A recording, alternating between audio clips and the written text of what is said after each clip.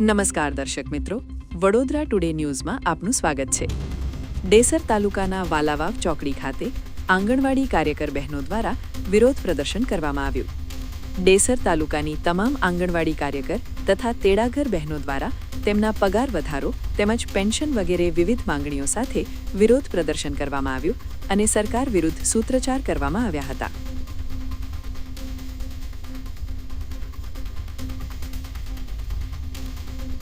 રોજ અમે ગુજરાત આંગણવાડી કર્મચારી સંગઠન અમે ધરણા કર્યા અને હવે પછી રેલી ચાલુ છે અને રેલીમાં અમે આજ રોજ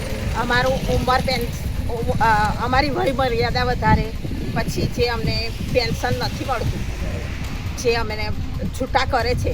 આજ હું જ તો રિટાયર્ડ થઈ છું પણ મને પેન્શન નથી મળતું। ઘર કઈ રીતના ચલાવું? કમાવાવાળું કોઈ નથી। આવું સરકારને વિચારવું જોઈએ, પણ આ ભાજપ સરકારને તો ઉદ્યોગપતિ દેખાય છે, આંગણવાડી કાર્યકર બહેનો નથી દેખાતી।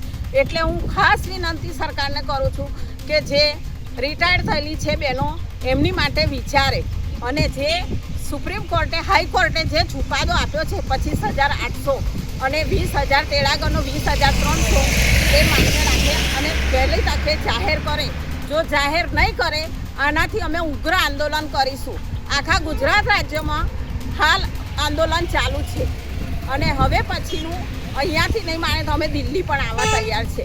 અને મોદી સાહેબ એવું કહેતા હતા કે પહેલાંને એક કાગળ લખજો, હું બહેનોની વારે આવી જઈશ, પણ અમે કાગળિયા લખીને થાક્યા પણ હજુ સુધી અમને કશું મળ્યું નથી।